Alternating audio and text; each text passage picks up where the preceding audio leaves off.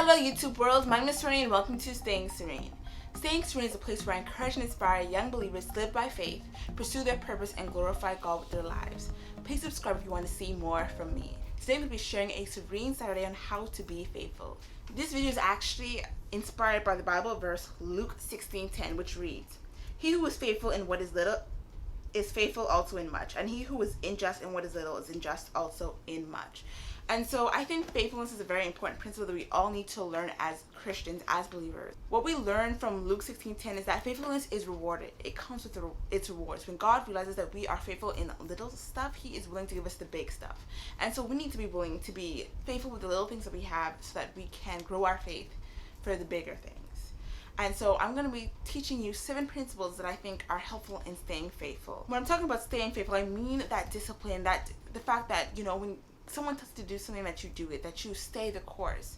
I'm not talking about faith in terms of having faith in God, but in just being faithful and being diligent and being consistent in what you have been called to do. So the first principle is to commit to the work required. So when it comes to being faithful, the first thing you need to do is to make a decision to be faithful. You need to decide that you're going to do the work.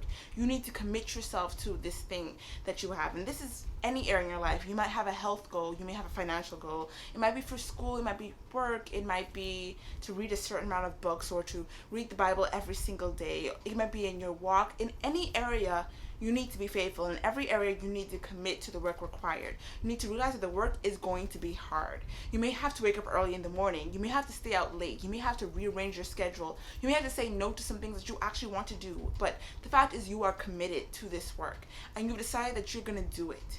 You are going to do it. You have made that decision. And so even though you know it's going to be hard, you have made the decision to do it anyway. This actually reminds me of a quote from Patrice podcast, which says, "Are you committed or are you interested?" And for a lot of us, sometimes we are interested. We say that we're going to do things. You're like, maybe I should write that book. Maybe I should start that YouTube channel. Maybe I should get that degree. Maybe I should go back to school. We have all of these things that we say, but we actually do not do. And because we do not do, we don't do anything. We are interested, but we're not committed. And so there's a difference between saying something and actually doing it. We need to become people of action. So when it comes to being faithful, we have to commit to it. We have to say that we're going to do it and actually follow through and do it, even though it's hard. And so that is the first principle. Number 2 is to remember your why. And this principle is so important on those hard days. Because some days you're motivated and you're just ready to do it. And other days you just are like, why am I doing this? And that's why it's so important to remember your why. That's why it's so important to remember your purpose. It's what motivates you on those hard days. And what makes you, okay, then I'm doing this for a reason. It's not pointless. It's not purposeless. There's a reason. There's a result that I'm hoping to have. That's why I'm doing this. So one example that I have for you is my YouTube channel. Some days it gets hard to sit in front of the camera and to film YouTube videos, especially when I have such a small number of subscribers. But what keeps me going is to remember my why. Why am I doing this? I'm doing this because God told me to do it. I'm doing this to encourage and inspire other young believers. I'm doing this to make Him known. And so when I think about my Christian walk, I think about, why am I doing this? Rewards in heaven, to make God known, but to also know Him. When I think about college and on those days when it gets hard and I feel like giving up, why am I doing this? Because I want to graduate with my degree, because I want to get a good job in the future and to fulfill the purpose that God has for me. So remembering your why is so important to keeping going on those really rough days. And that's why we need to make sure that we have a purpose connected to why we're being faithful. That's why it's important that anytime we are discouraged, we can look back at why we're doing this. Number 3, do it even when you don't feel like it. This is discipline, and this is a lesson that we all need to apply to our lives, because some days we just don't feel like it. We don't feel like doing the thing that we've committed to doing. We don't feel like being faithful. And on those days, we need to do it even though we don't feel like it. It's really as simple as that, but it's actually so hard because a lot of times we are swayed by our emotions and what we feel. If we don't feel like it, we won't do our homework. If we don't feel like it, we're not gonna clean the kitchen. If we don't feel like it, we're not gonna go exercise. If we don't feel like it, we just don't do it, which is not what discipline is. Discipline says to keep going even when I don't feel like it. Discipline says that I need to get up and do it. Discipline says that my feelings do not matter. Discipline tells me to take my feelings completely out of the equation and just do it anyway. And this is one that I really had to put in practice in college, because in my final year, especially in the last semester that I just passed, I really didn't feel like it. I didn't feel like writing papers, but I had to do it anyway. And so I learned to practice discipline in doing it even when I didn't feel like it. One of my tips to do it is to recognize how you feel and then go against it. So what I like to do is be like, you know what? I don't feel like writing this paper today, but I'm going to do it anyway. And then I get up and I do it. And I think that that sentence really is encouraging because, like, yes, I don't want to do this. I don't feel like doing it. But the fact is that there's a lot of things that we have to do in this life that we don't feel like doing. And that's a part of being faithful. That's a part of being committed. That's a part of being faithful. And so we have to decide that even when we don't feel like it, we're gonna get it done. Number 4, don't have an all or nothing attitude. And I think that an all or nothing attitude is one of the most defeating attitudes that we can have, because we think that either we get it all done today or we don't. And it's just really us balancing from being super, super productive and faithful to us doing nothing. And that's not how we are supposed to live. When I think of an all or nothing attitude, I think, okay, then I didn't do it today, so I'm not gonna do anything today. It's like having a complete lazy day. It's just because you didn't do this one thing that was on your list. And so the thing about that is we should not have an all or nothing attitude. In fact, we should take things day by day. We should just be faithful day by day, hour by hour, minute by minute, second by second. And we realize we don't have to get it all done today. We don't have to pressure ourselves, but we can take small steps. We can chip out our goals, chip out our vision, chip out it in small bites, you know. We don't have to eat the whole cake now. We can take small bites. So like when I think of the goal or to be faithful in completing a novel, you don't have to write those 70,000 words in one day. No, take it little by little and chip at it, you know. Okay, I'll write 200 words today, 200 days tomorrow, 200 words the next day, and just keep that going, because that builds consistency, and then that also works at your goal. And before it, at the end of a year, if you write 200 words every day, you're gonna have your book. So you don't have to do it all. You don't have to have all or nothing. You can take small steps, take small nibbles at your goals and your dreams, and you will still be able to get it done. So just look at ways that you can divide your goal, divide your dream, divide your plan. Take it like one step at a time. Take it slowly, and to realize that on those days where you only write 100 words or less, those are still days that is working to your goal of writing a book. Okay, number 5 is to give yourself a break. Being faithful doesn't mean that we work ourselves into the ground. It doesn't mean that we don't make time for rest. It means that we have a balance between work and rest.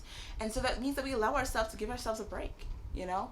Whether that's a few minutes, a few hours in the day, or if we take a day off out of the week, we need to be making time to rest. We need to make time to give ourselves a break.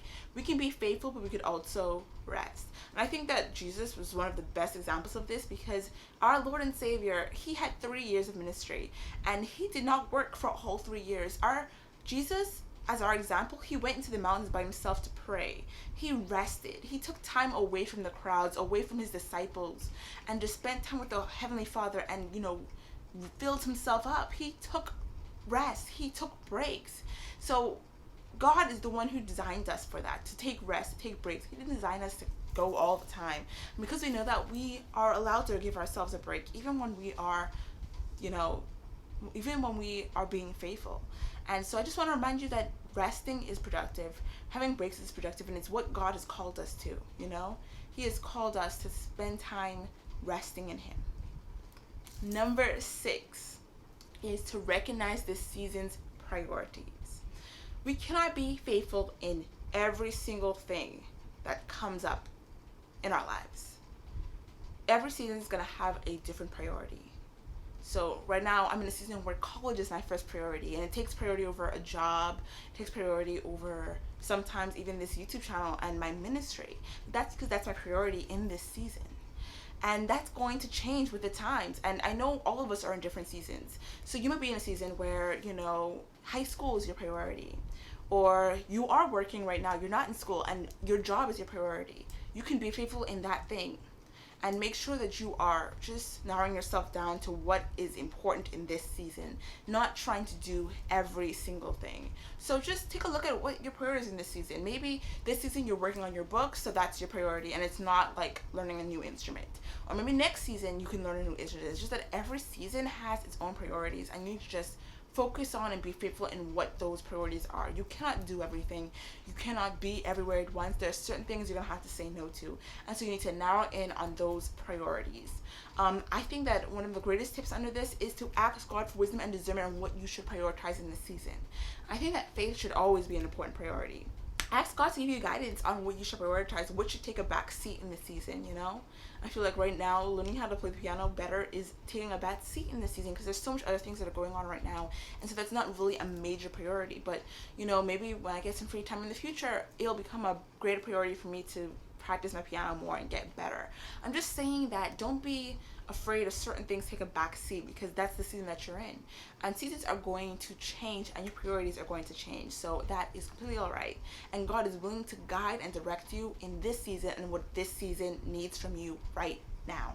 Number 7 is a really good tip to get back on track if you fall. The thing is, we're all human. We're all going to fail. We're all going to fall. And I think the easiest thing to do when we fall is to just give up and just say we're not going to be faithful anymore. It's too hard. We fell.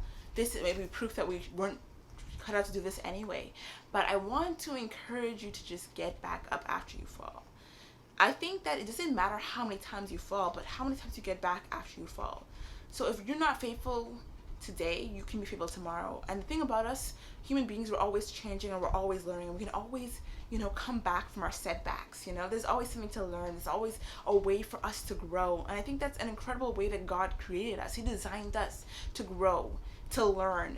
And so if you fall down, dust yourself off and get right back on the horse. Do not give up. Do not, feel discouraged because you fell, because we all fall. The truth is that it takes more from you to fall down and get back up than it does if you had never fallen before. And one of my pieces of advice that I got from a novel that I need to finish soon, which is Atomic Habits. And in that novel, it's all about building successful habits. And one of his tips was to not miss a habit twice in a row. And I thought that was really, really realistic because there are going to be days where you just can't control what happens. Like you might get sick and you might miss a day in whatever you're being faithful in. You might travel. There's just so much things we are outside of control. You might have a family emergency in the middle of nowhere and it just shakes you off of the thing that you are being faithful in. And that's all right as long as you get right back to it when you have the chance. And to do your best not to miss twice in a row. If I miss exercising today, to get right back on the horse and exercise tomorrow, and to not let that fact that I missed a day stop me from getting faithful again tomorrow. Because a lot of times we're just like, I failed now, so now I'm not going to exercise for a year or a few months or for a few weeks because we were so discouraged and disappointed in ourselves. And that is really not the way we should go. We should, in fact, say, okay then, I missed today, but I can get back at it tomorrow. And just to make sure that we are always encouraging ourselves and pushing ourselves and realizing that even though we've fallen, we have not failed. So those are my 7 principles, my 7 tips on being faithful. The Bible really does encourage us to be faithful in what we have, even if it's just little, because that way God is able to open the door and bless us with more.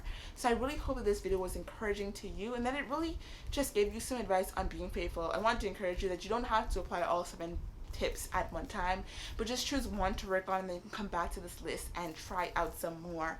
I didn't learn all of these in one go, and I'm sure that you are probably not going to learn all of this in one go. So just choose one tip to focus on for now, and then you can build yourself up. Being faithful, I think, is like a lifelong journey, and it's a lot of learning that we have. And so don't be so hard on yourself. Don't forget to like, share, comment, and subscribe, and I can't wait to see you in the next one. Okay, bye!